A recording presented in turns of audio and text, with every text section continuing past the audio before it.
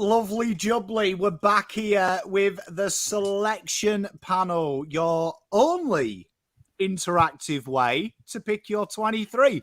This is replacing the Twitter 23, where you can actually argue in real time. Well, I'm your host, Pommy and Oz, and I've got three lovely co-hosts. So to the left of me, or à la gauche, if you were French, I've got the fantastic Ari Stammered Tarkos. Bang on. Hey, look at that. Hey, got a bit of culture in this show.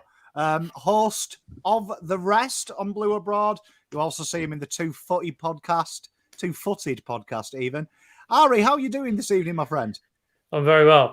Thank you very much for having me on once again. It's always it's the best way to spend my Tuesday afternoon/evening. So yeah, can't wait to get stuck in. It is indeed. And cheers, Quenton, for reminding me that my basketball team are also shit. Thank you very much.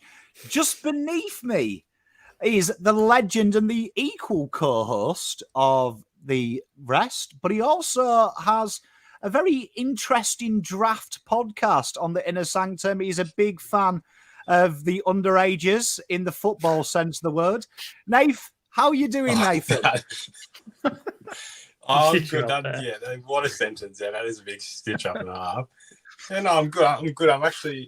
I'm glad to be here because I don't actually talk about the Blues at all, as Ari would know that very well. So it's very odd to actually sit here and talk about them for once. And I'm very optimistic, so I'm sure I'll show that tonight. Yeah, strangely optimistic. Can I just put it? Hey, well, I thought I'd bring you in so you could have a chance to talk about your Blues. And the guy who probably has the hardest job, being himself, on the back of a couple of losses, I've got my regular co-host, the legend that is Ian, music extraordinaire, Navy Blue Corner host, the man that can find a positive in a manure paddock. How are you, Ian? Yeah, not too bad, Pommy. Thanks for having me.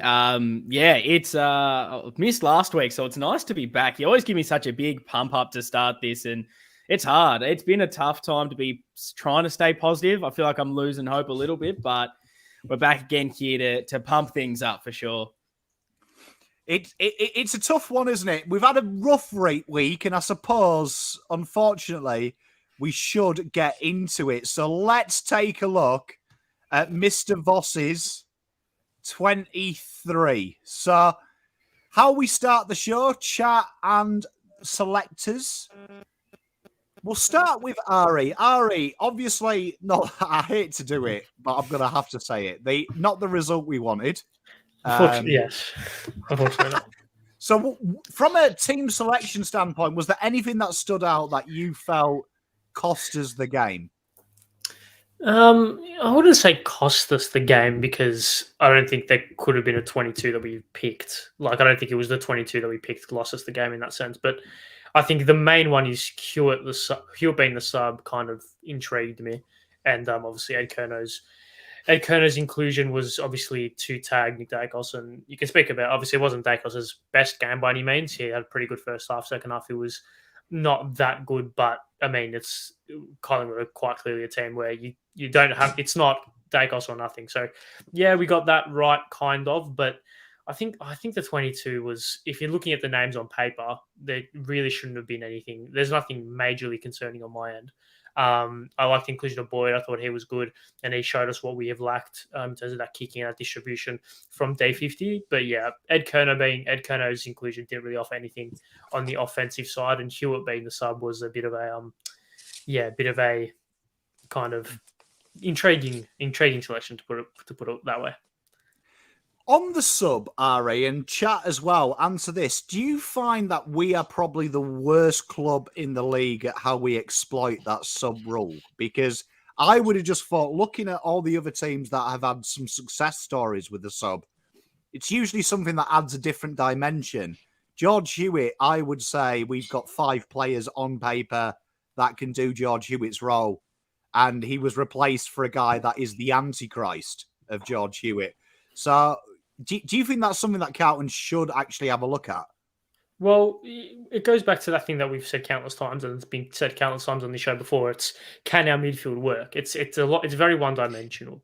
Or that's at least a criticism of it. Cripps, Kennedy, Hewitt, all basically the same player, just with very minimal like differences, right? So you want to have a difference maker on the as a sub, and we've got 2 of them already in the team, and unless you're doing a like for like swap, there's not a lot of difference being made there, right? So yeah, I agree. The way that we use it.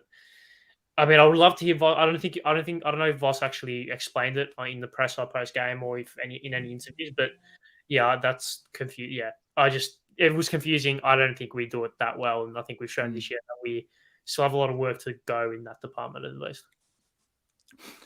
And for chat and Ari, I'm going to ask all of you guys this question. Last 10 years, a player who's played for Carlton are currently on the list. Who would your dream sub be? Oh, that's a great question. That's a very good question. I'll try. My mind immediately went to Dennis Armfield for some reason. Same. For some reason. I just think the pace, the excitement. Yeah, we'll go Dennis. Why not? I thought long and hard about it. And you know the guy that I would pick? I would pick Eddie Betts. I reckon a 10-minute spurt from Eddie would just be the dream. That would be handy, especially with our small forward woes right now. That would be handy. The dream now. Ian, yes. Same question to you. Yes. Who's your dream sub before we get on the team?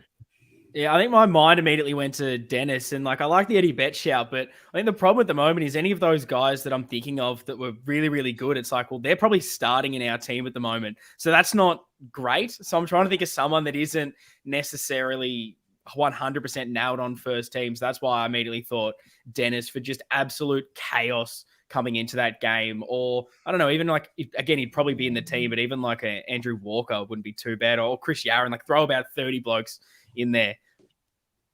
No, I love it. And on the team situation, when you watched the Collingwood game, and I'm sure you've watched the replay, was there anything that really stood out that you thought, oh, he's in a bit of trouble, he's in a bit of strife getting in the team next week?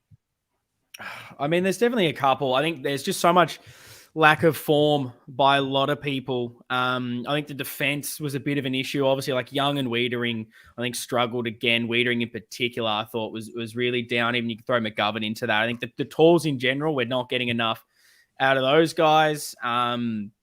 Hollands just didn't have his best game. Looks like he's ending that first stretch in the team just because he is that younger body. So sometimes they do need a rest. And like we spoke about, Ed already is one that always gets thrown up.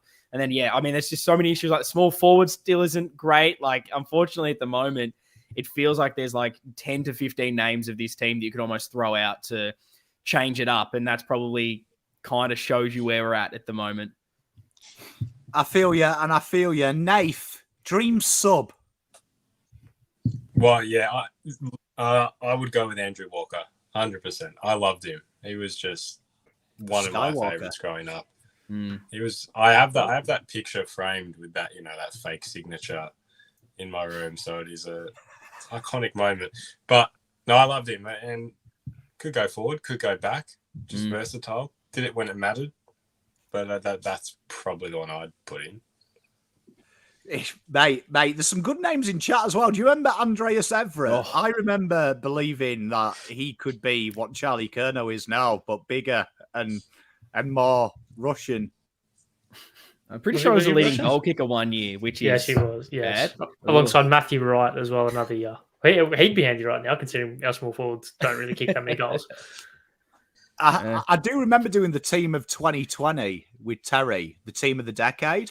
And we were actually shocked that Andreas Everett was in the top 5 of goal kickers. Like that was like actually, yeah. Or Cam Paulson, do you remember him?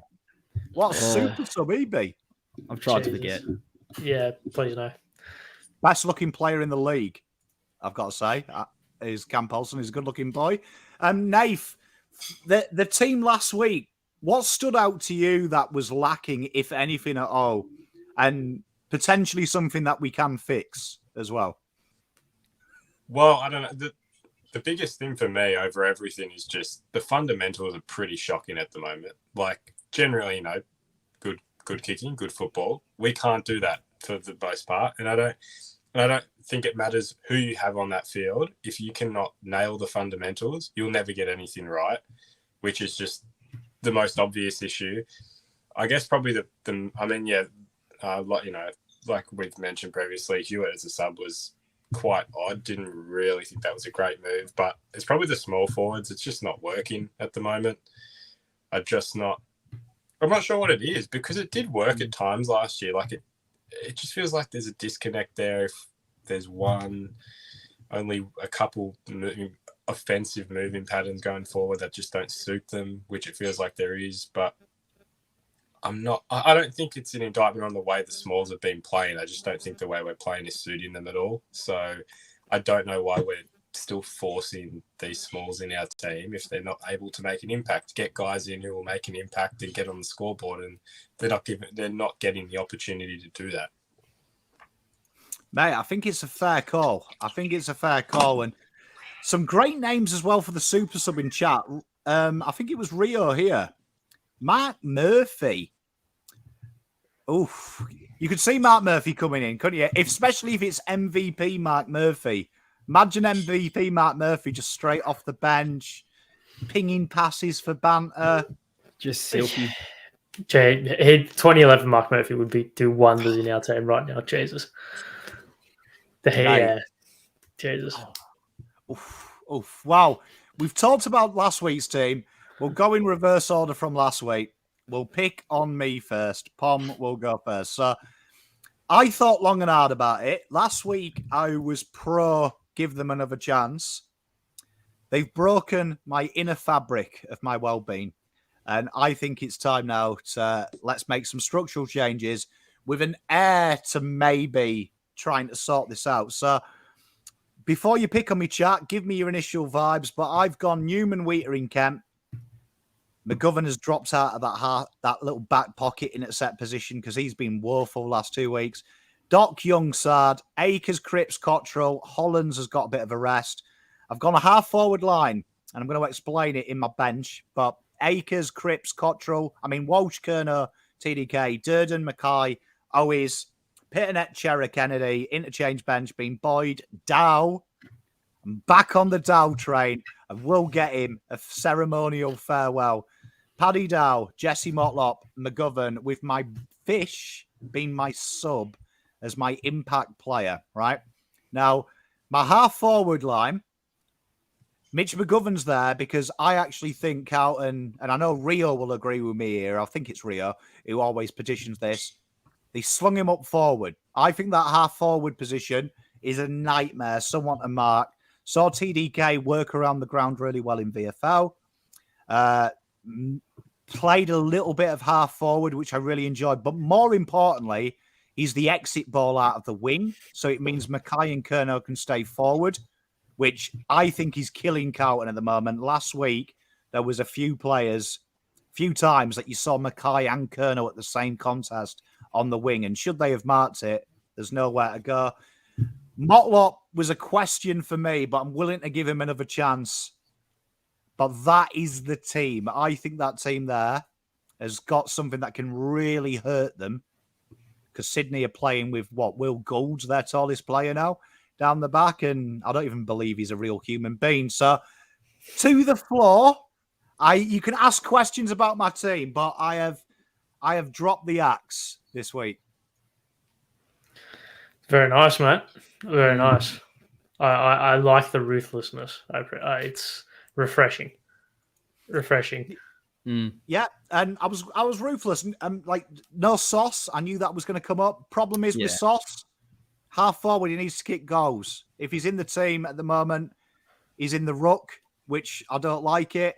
It was woeful. You saw what happened when he comes up against a good team. Feel like he needs to go and work on his craft. I feel like TDK's game was exceptional in the VFL. So, Ian, have you got any questions? I guess just to probably clarify, so you were saying Gov to be more that half-forward connector rather than intercept down back, or would he kind of float between the two for you? Swingman.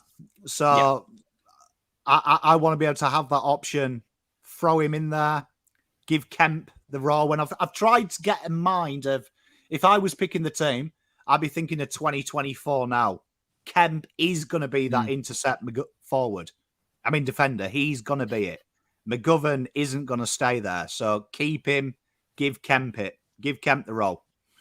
No, I do like Kemp in. I think it was stiff to come out. Like, I don't love when guys come in, play a really good game, play like a maybe slightly below good game, and then it's like dropped. I think it's better to give these guys a bit more time, particularly if they haven't played that poorly. So I'm happy to give Kemp a go and see what he can do down back. It's an interesting balance. Obviously, you've gone quite tall, but I mean, you've given good reasons to say, Sydney struggling in defense with their big tall. So try to exploit it, which it doesn't seem to be a thing that we often do, is exploit a team's weakness. So I don't mind you coming in with a bit of a tactic to sort that out. Thanks, mate. Thanks. And Fisher, just a few people asking in there. I'm not a big fan of Fish. As we know, I've dropped him every week.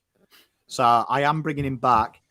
I'm a firm believer that sub has to be something that's got something different. And the hope is bring Fisher on for 20 minutes. He can do what Cottrell did last year when he came on the sub and he really broke out with no pressure. Give him that game, stretch it, because I think Fisher needs to believe he belongs. Nath, have you got any questions about my lovely 22 boys?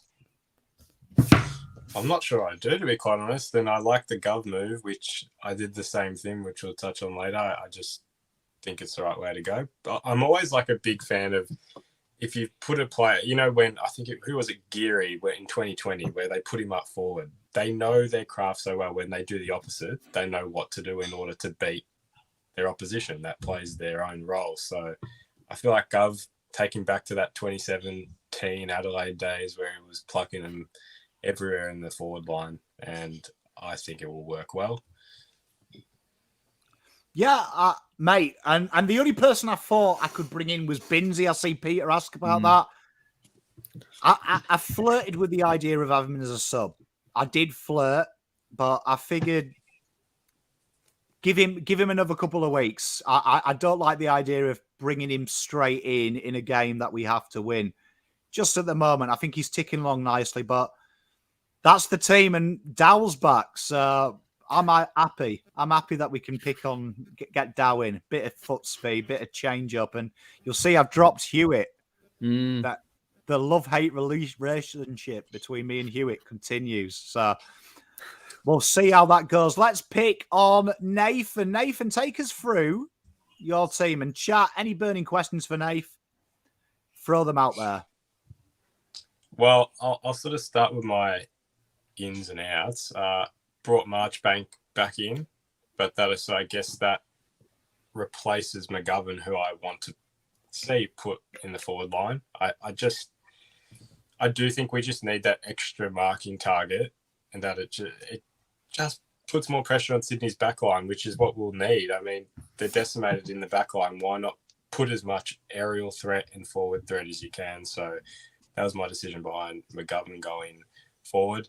Dow in, and I think the substitute for that would be Ollie Hollins. And nothing against Ollie. He's had a great start, but he does look like he needs a bit of a rest. I think his body isn't really adapting to it as much as it probably was in the first couple of weeks.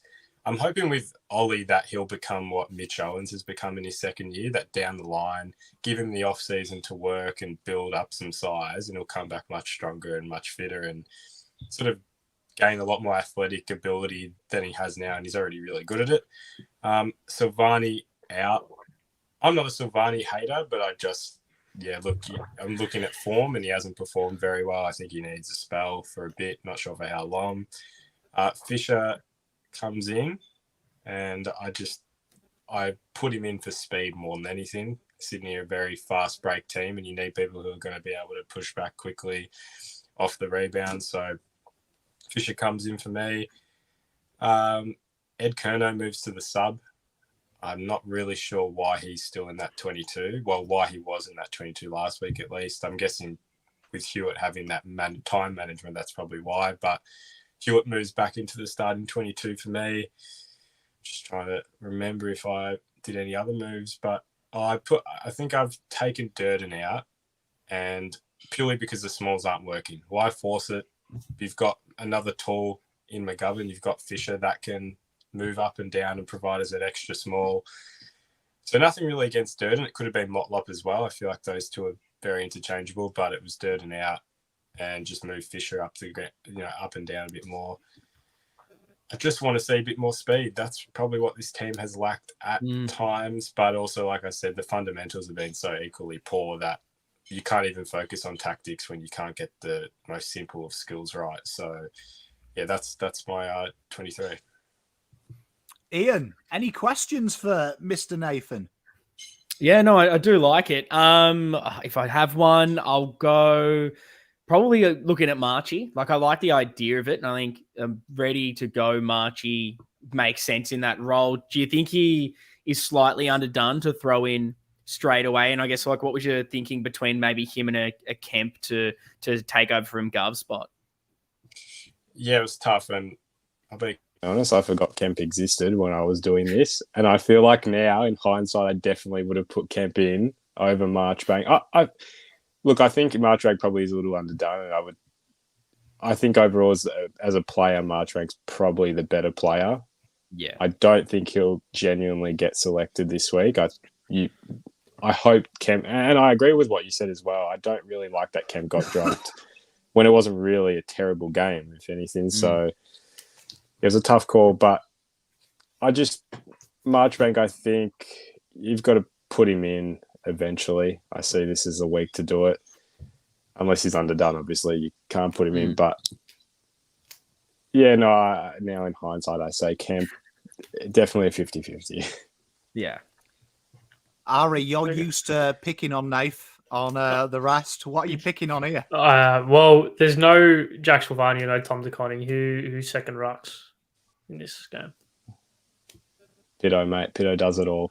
Does it all. Oh, there you go. Well, I didn't honestly know where to put TDK in, and I'm not sure I would have taken out for TDK. I mean, Motlop probably would have been that real. You just take another small out and TDK rotates forward. I think Pitto's able to do it, but that is a good question. This is tough. This is my first time properly sitting down and selecting a 23. I've never done it before because I just genuinely dislike talking about this mob so much. So this is a tough thing for me to do. This is extremely tough. I was sitting there like, these blokes still play for our team. But look, I say Pitto does it on his own. But now in hindsight, I'm like, I probably should have taken that into account. So, Yeah. Well, I suppose you Live could and have gone McGovern down the back, young rucks. So in them interchanges, so we go. I think that's a fair thing. yeah, I'll agree with you, Pommy. I'll definitely agree with you, and I live and learn from that. My only question is against Sydney, Ed Kerner impact sub is mine. What was you thinking behind that? Like, because for me, Ed Kerner is only there should you have to tag someone, and if we're tagging Sydney with a knee full side in the back half of the ground, I'd be very worried as a football team. Well, I know a lot of people disagree with the whole experience thing, but I'd rather someone who, if the game is turning against us, which I believe it will at some point, I want someone who knows exactly what they need to do. They will go in, play a role. I wasn't really sure anyone else would be able to do that as well as probably Ed could. And I don't think he should be ever starting. I don't think he's a player who can play out a full 120 minutes, but give him a chunk of 30, 40, 50 minutes whenever he came on. I believe he'd get a role done. He's physical, he's tough. I hope we approach them very tough, and not in the sense of just going over bashing them, but just be very physical with them, because you need to really physically get into them. So when they're breaking on transition, they're slowing down as quick as possible. Ed's someone who comes in, he knows how to do that. That's probably my decision, and he's probably not the best sub, but I just believe that if we're looking at tactics, if they do figure it out on Friday night, he's probably the best one in there to go in and make an impact in the best way instead of just a 5-minute patch. Mate, reasons are good enough for me. I like it. Well, let's pick on Ian. Ian, talk to me and chat. Yeah, so questions. Yeah, feel free to throw anything at me. Look, I'll go through my changes firstly. I've taken out Silvani like most of us have. I think I don't know, when you look at it at the moment, he's not that great as a second ruck. I don't think we get enough out of him that way. And his game is hurt when he has to play that role, and he's out of form. I don't think he's been super clean with it and around it. He's not kicking goals when he's been down forward. So I think if De Koning comes in for that, because he's the best second ruck option we have. Unfortunately, with our list at the moment, I don't think there's a lot of great options for that second ruck. He's someone that can, like I think Pommy sort of touched on with his team, can come in and try and alleviate some marks sort of forward of the ball and higher up the ground and allow, Harry and Charlie to do their business closer to goal, which will hopefully help things out a little bit, be a bit more of that connector that Sauce has tried to be, but hopefully taking a bit more of that next step. So that's one of the changes I've made. Apart from that, Ollie Hollands, I've given a rest to. Love what he brings to us, but at some stage, you probably need to give him a rest. I was probably going to do it last week, if not the week before. So I've taken him out of it, and I brought in Jackson Binns for a debut. I think he's had some good form in the twos, similar playing on the wing, and I like the idea of him and Cottrell being able to kind of rotate a bit of half forward as well, because I think we have missed some marking ability, and I do think that Cottrell has shown for us his ability to get in that forward line, take a strong mark, and be able to finish as well, which we do need composure in front of goal. And then the other one is I've gotten rid of Ed Curnow. I feel like a broken record talking about him. Like, it almost feels like a personal attack against the man, but we have to move past him. It should have happened a few years ago. I'm fine for him being a depth player, but him starting just isn't it for me. And so I brought Hewitt back into the side. It's clear we don't love the midfield mix. Like, Vossi doesn't like that many big bodies in there, but I'm just not too sure what else we can do with that midfield currently with the list. And that's kind of has been my issue with this. I wanted to make some other changes. I think if Sam Durden's fit, Wiedering's dropped for me, and I would have made that change. And even for our small forwards, I think Durden maybe keeps his spot just for the tackles he laid. But like, either him or Motlop probably could have been dropped this week. But my issue is who you're bringing in. And maybe it's Fogarty, but I don't know. It's like, do you set the standard and drop these guys because they're not playing right, and know that the guy coming in isn't going to offer you as much? Like, that's kind of the hard battle I'm having. So I'd love to know what the chat think on that. Like, do we take these guys out because they're not playing well and bring in someone that's potentially worse? I don't know. So I haven't gone too many changes in that sense. And then Fisher is my sub because, like Pommy said, I want some impact from it. I don't like this. We'll bring on another midfielder that kind of does the same thing.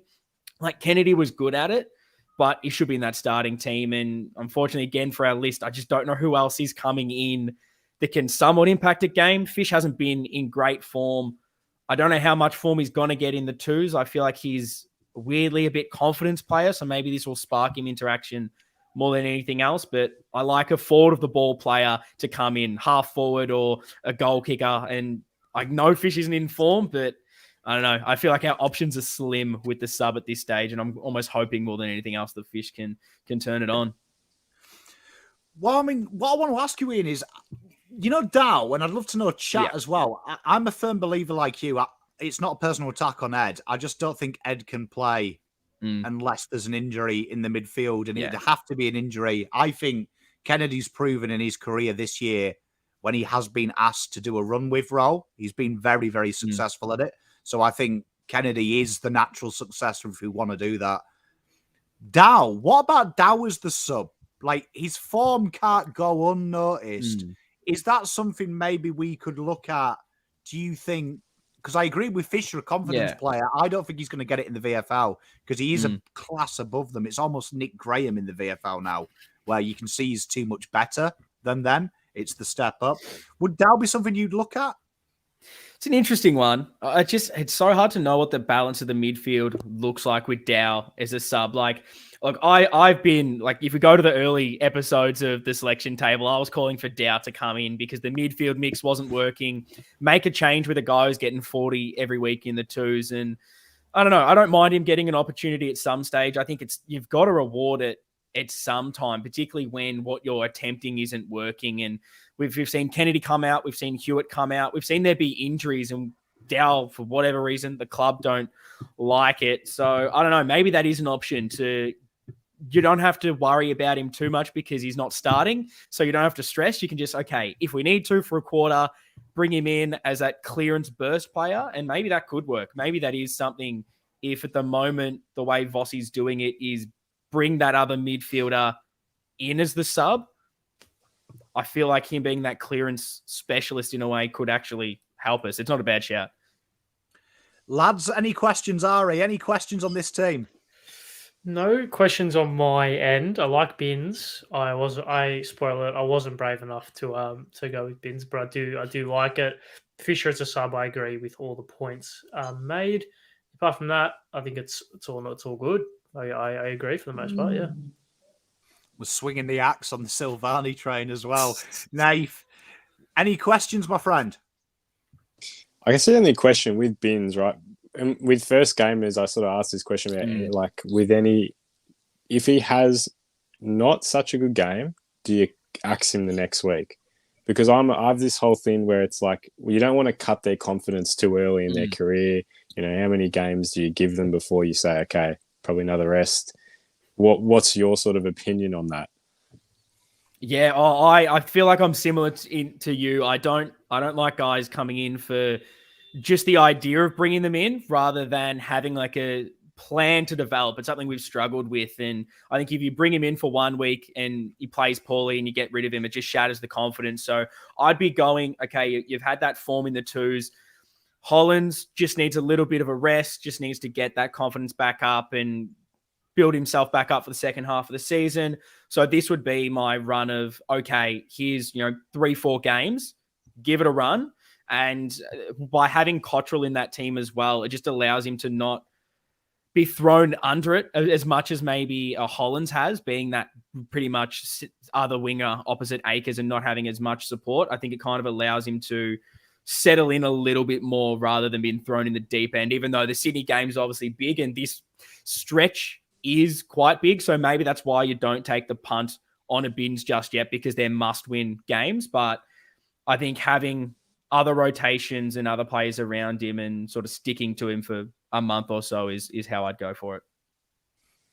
Ian, I've got a question. I agree here with Peter as well. Cripper half forward. I've seen you've put Walsh half forward like I did as well. I think the midfield, it's a dangerous thing because we are struggling with getting the midfielders in goal. One of the worst sides in the comp as well for midfielders crossing the inside 50 line, which I think is a scary sight. We saw a few years ago when Walsh had that high Brownlow count. Yeah. He was 40-60 half forward on the ball.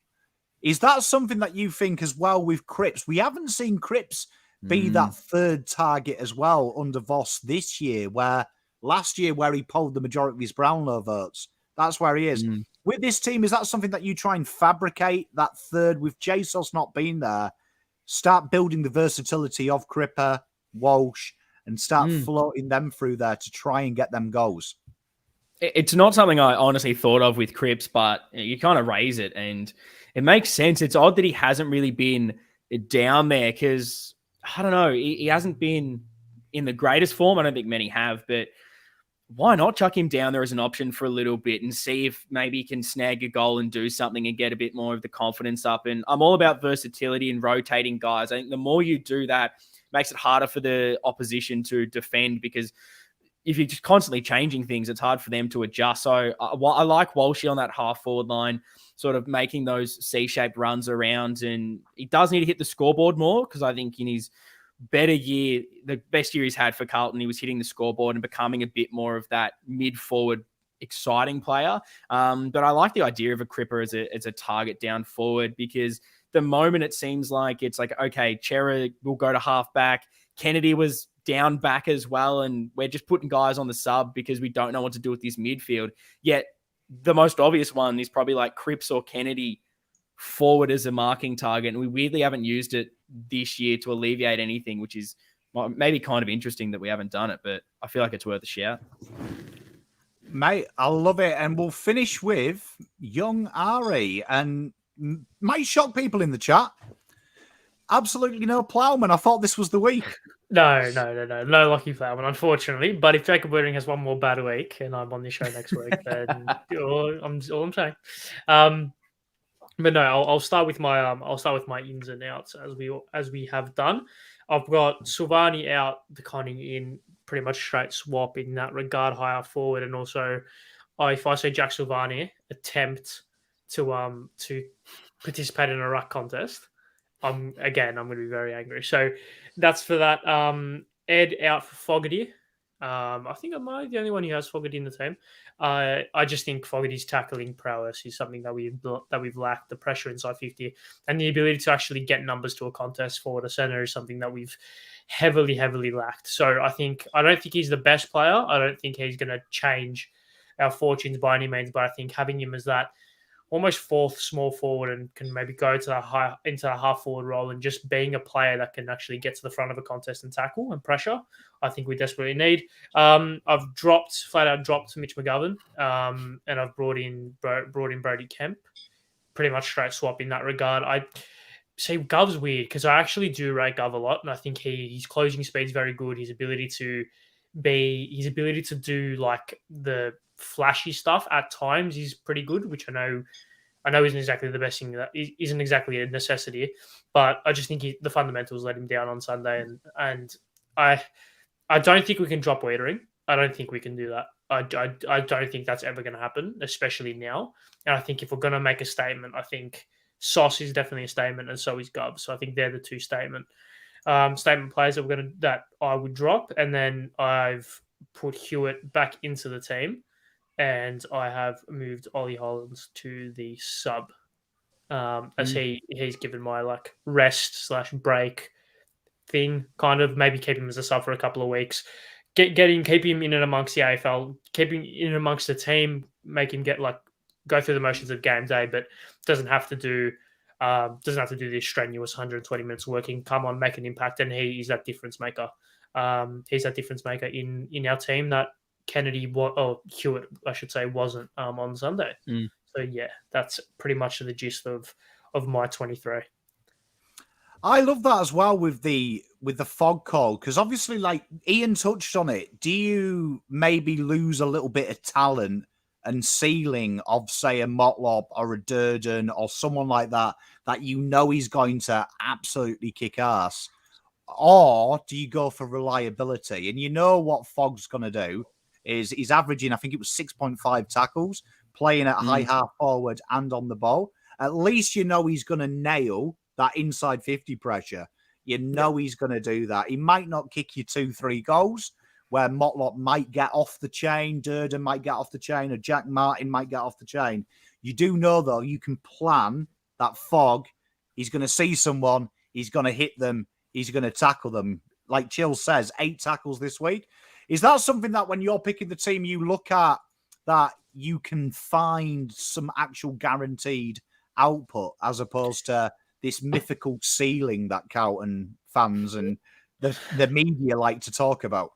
Well, I looked at the game on Sunday, and the main observation that I came out of it with was we don't know how to press. Like, we don't know how to pressure the ball carrier properly. Like, there's a difference between running at the ball carrier at full pelt and just hoping that you get there in time before he disposes of the ball and tackling him.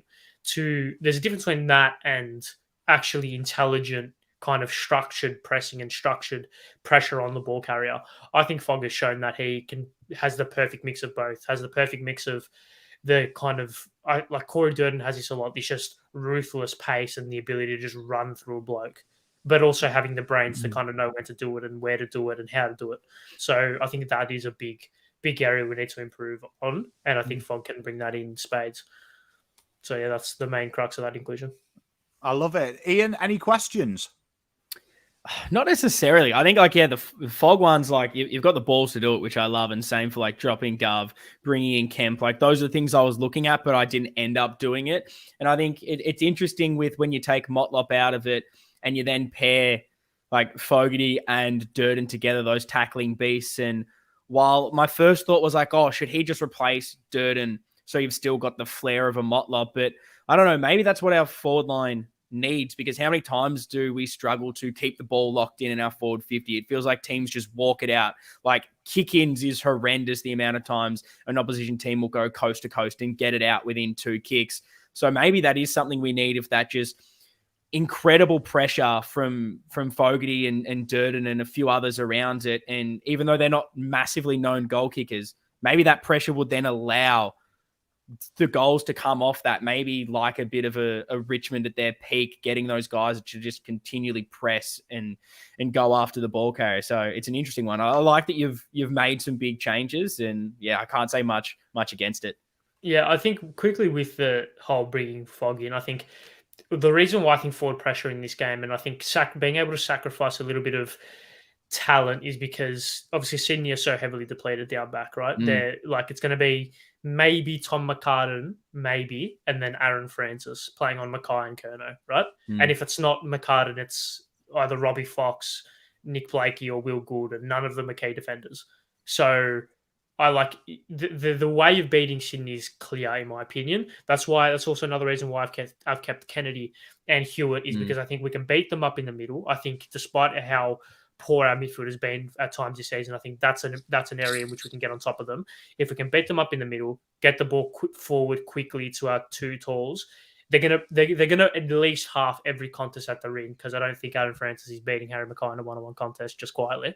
And then got Owies, Motlop, Durden, and Fogarty, the 4 smalls at the feet, with the conning players that high up forward. I think that's obviously. I would say if we picked my team, we'd win comfortably, but of course I'm going to say that. So yeah, and honestly, Motlop's shot on goal is kicking choice there. It's almost a droppable offence, so it's fair enough that he's out of the team.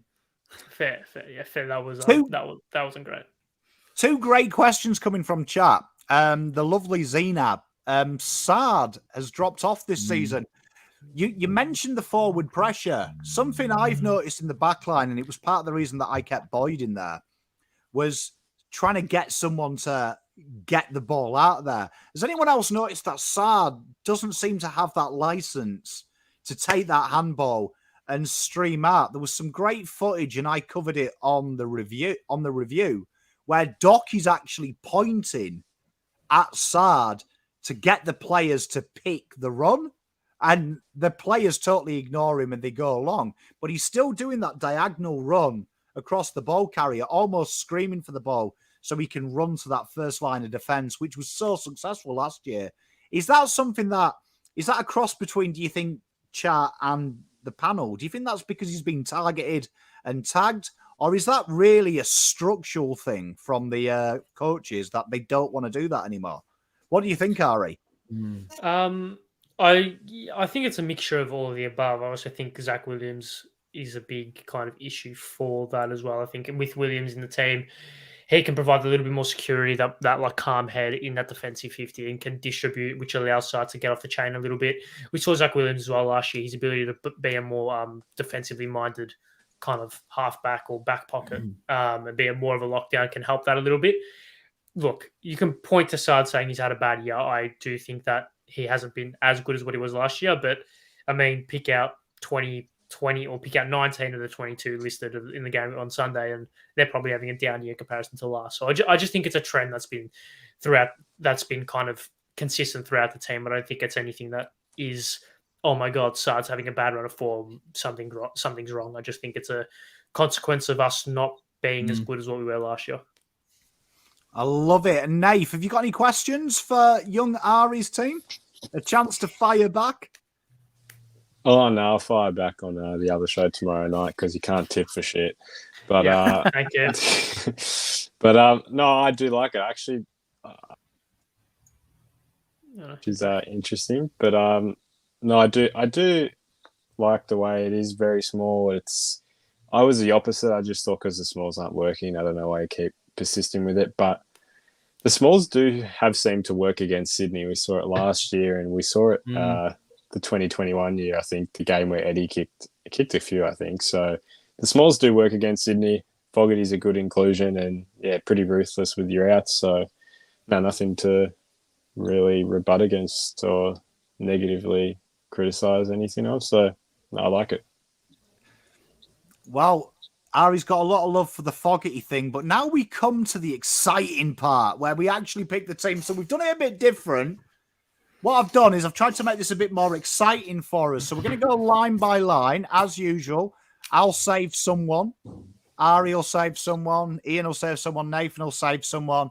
We'll start building it, and you guys get 2 people. But we're going to now include all the different players that we pick, not line by line, to try and add a little bit more creativity and a bit more excitement to proceedings. So we'll start with Ari. Ari, in the back line, I need a defender. Who are you picking? Oh, God. Okay. Oh, gee, this is tough. Do I just be really boring? I think I might. No, I'll pick Jordan Boyd. I'll pick Jordan Boyd. You playing in back pocket? Yeah. All right, fantastic. Ian, give me a See, defender that you'd like. That's going to be mine, so you've stolen that one. I'll go boring. I'll go Doherty. Is it a bit concerning that Jordan Boyd, of all people, is the first players on our mind for defenders that are good? I just don't. I just goes back to Nathan's point. Like, I don't want to drop him after one game. I want a bit more consistency, so keep him in.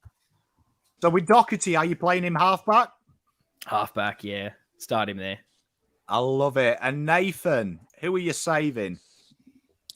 I'm saving Nick Newman. Nick Newman. He gets saved. Okay, then. I will save Lewis Young. I'm going to play him in his usual position that the club like to play him. So we will play him in the key position players. So we've got Doherty, Nick Newman, Boyd, and Mr. Young is gone. So 2 defenders, chat. You can be creative if you want. They've got to be on the screen, though. So you can't do Plowman. So have a look there. Is it a Marchbank? Is it a... I'm guessing Wheatering's got to be one of them. Are you picking Sard? Are you going McGovern? Chat, throw them in. You've got Wheatering and Kemp. You've got Wheaters. Sard. I like this, chat. This is going to be tough, this one. It looks like Wheatering's going to have to be saved, I think. We have to save Wheatering. And it looks like Sard is the next best there that has been kept. So our backline will look like Newman, Wheatering, and Sard. And we'll move on to the midfield. So I will put them in. So, right, chat. Midfield. Ari, who are you looking at in the midfield? Okay, this is interesting. This is interesting. I'm going to go with Adam Chara. Adam Chera. I love it. Adam Chera. Are you playing him as one of the followers? Are you going to play him as... Follower. Okay, I love it. So let's do that. Adam Chera is in the side. So, Ian, who are you picking? Give me Cottrell on the wing, please. I love it. And Mr. Nathan, who are you picking? I'll be boring and I'll say P. Cripps. You know what? I'm going to make it exciting. I'm going to pick Pitternet. So we've got a ruck. Dang. So, chat, you have got the exciting job there of picking who you want. So give me a couple of midfielders. We've got P. Cripps. I love it. We've got, so get some midfielders into me, chat.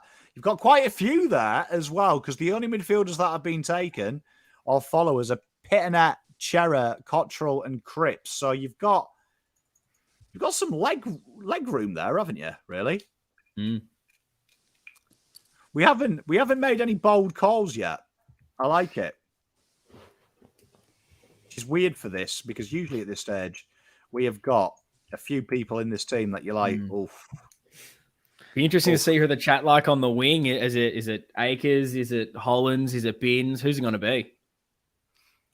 Well, fire them in. Who looks like they're winning at the moment, Ian, while I edit this board so we can keep a running tally?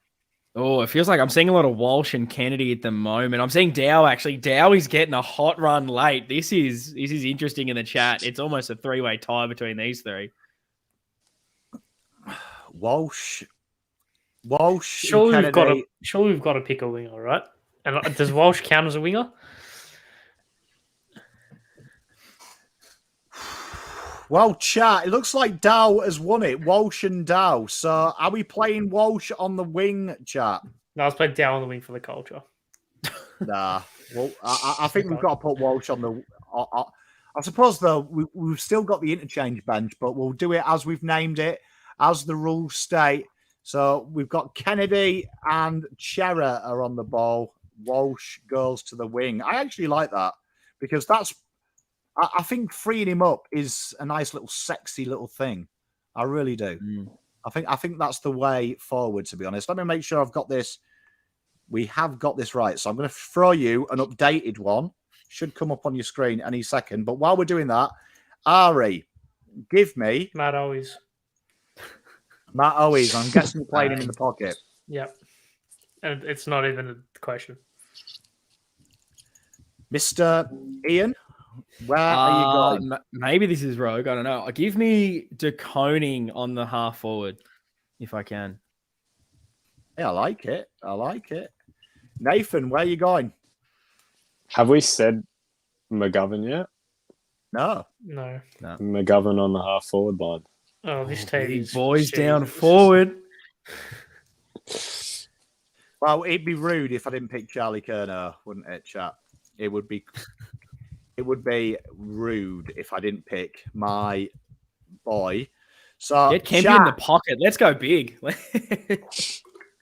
So chat, we have got these players remaining. You have got Akers, Bins, Durden, Ed Kerner, Zach Fisher, Fogarty, Hewitt, Hollands, Kemp, Marchbank, Mackay, and Motlop that you can pick in the forward line, right? Let me know who you're looking at. Let me know who you think out of them names. I'm going to download the folder now so you can see it on your screen. But I'll tell you what, I might be able to do this easier, actually. I might be able to culture this in the old-fashioned way. Let's see if it works. Sometimes it doesn't. Because StreamYard is horrible. But this is where we are at the moment. Looks like Big Harry's getting a lot of these votes. You love to see it as well. He's back. See if that loads up. But this should load up now, so we should be able to see it. But let's have a look. This is what it looks like at the moment. So it looks like Mackay, Kennedy, Fogarty, Mackay, Fogarty. It looks like Harry and Fogg. And Fogg Looks gets like that forward pocket. Tell you what, this is going to make the last one interesting for me because we have got some huge decisions here. So I'll send you a new updated one, but this is insane. I've got to say, what is left at the moment is Mackay and Fogarty are gone. Takes a second to do this, chat. You don't often see live interactive and live. So we've got to pick now between these people our team from these guys, and it's should be on your screen in 5 seconds. So chat, have a think who you want on your bench. As we start with Ari, this is what you're dealing with. Should be on your screen now. Okay.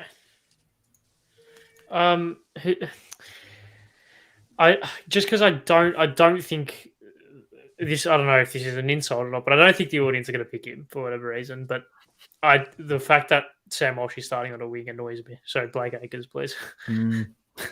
Blake Acres is the next competitor. So, Ian. Gee, who Ari are just you? keeps taking my picks. He keeps taking my picks here. I feel like we're doing like a fantasy draft, and I keep getting absolutely snagged here. This is not good. I think Great we minds do think alike, need. mate. Yeah, exactly.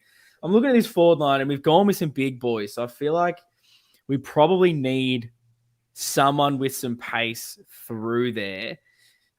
Who do I keep? I like the idea of this mad pressure, so I'm gonna keep Durden in there. Durden, I love it. I love it. And Mr. Nathan, who are you picking? Yeah, it's a tough last choice. I was going to say it, no one said it. I've got to stick with George Hewitt. George Hewitt. I'm gonna Motlop. Ooh, Kemp. It's a tough choice here. It What is do the very- chat reckon? What do they reckon for the last one? Where are we going? What does this team need? What's the balance? What are we missing? There is no Because we still defender can on have- the bench. Because we can have obviously Gov swing through there if we need another defender, if we want to go and change something else up, or if we want Kemp, we can do it. Pommy, what are you thinking, mate? I've just realised I accidentally saved Dow on that sheet, so I'm going to stick with that, and I'm going to move Dow with my pick to the subs bench. He's going to be our sub because I made a mistake on that sheet. So you guys now, that what you're looking at is correct. So you will have the options there of the last bench place interchange of either Motlop, Hollands, Kemp, Marchbank, Fisher, Corey Durden, Binns. So throw him in. People, Kemp is winning at the moment, though, by Kemp would mean we are very tall. Very tall. Very, very, very tall. We would have, 1, 2, 3, 4, 5, 6, 7, 8 players who can play tall. So That's a lot. it looks like we've got some Kemps flying. Kemp is flying. It looks like Kemp is there. We've gone height extraordinaire. So let's. If Vossi was in the chat, we'd know that Ed Kerno would be saved. So it doesn't look like he's watching, unfortunately. That's a shame. If he subscribed, of course. Can you imagine if Michael Voss is in chat and just goes, Voss, M Voss, and he's like, Ed. Yeah, Ed full stop. Just copying and pasting it every 5 seconds. It would be absolutely elite. But chat, as we come up to the hour mark, this is the finalised team. So I have taken one for the team and moved Dow to the subs. Land of Giants. We have gone Newman, Wheater in Boyd, Doherty, Young, Sard, Walsh, Cripps, Cottrell, McGovern, Kerno, TDK, Owies, Mackay, Fogarty, Pitternet, Kennedy, Chera, Akers, Durden, Hewitt, Kemp, with Dow being the emergency sub. Oof. Well, I don't mind that team. it's Kick it in long. Yes, get all right. This team will work. This team will work this week, but that's it. Maybe it forces us to actually go quick. Maybe that's it. Yeah, and I mean, if you're looking inside 50 and Mitch McGovern's lining up on Robbie Fox, surely, or Will Gould, surely you have to kick it to them, right? I think this team for this game works, but it's suspect for others. I'll just say that. I think the only change I would make to make that balanced is Hewitt out, Motlop in. So we've got because then you've got McGovern can float down back if we need. Yeah. To protect Kemp. Because Kemp, people forget as well, if we're doing it with McGovern, we might as well do Kennedy. We might as well do Kemp forward and back as well. You could rotate them in that little piece there. But I don't mind it. I don't hate it as much as I thought I would do looking at it. It's good to see Fogarty's gotten a chance there. I'll tell you, we're a democracy here. I mean, the forward line looks tall, but you think TDK goes into the ruck, Durden comes into it, suddenly it's small. It's all about how we rotate. We've got plenty of options, that's for sure. Versatile. And also, the Dow sub there, you could quite easily take off a McGovern. Half-time, Kemp at half-time. I don't mind it. It is a bit... It does give me flashbacks to Bolton's Monstars, but this is how hard it is. This is why this show exists, so we can see, in a democracy, how hard it is to pick a team between 6 people. Very good. Very good. I love it. Love it. We are 7 o'clock. We are finished, but make sure you go and check out the Navy Blue Corner, and make sure you're all subscribed. Listen to it; they're fantastic. Make sure you tune in tomorrow's 7 o'clock. This time tomorrow, the rest is on with Ari and Nathan. So make sure you stick and check them out. Make sure you go and follow the Inner Sanctum to watch Craft of the Draft with Nathan. He does little previews with his mate on all the young players coming through the NAB system and their club football, so you can get an early look at them. Make sure you watch the Two Footed podcast as well if you like soccer with Ari, wog ball or round ball or football if you're educated. You're already probably subscribed to Pommy Nos, but if you don't, make sure you hit the like button and subscribe. But until next time, gentlemen, I will see you next week. Go Blues and enjoy the rest of your week. Go Baggers.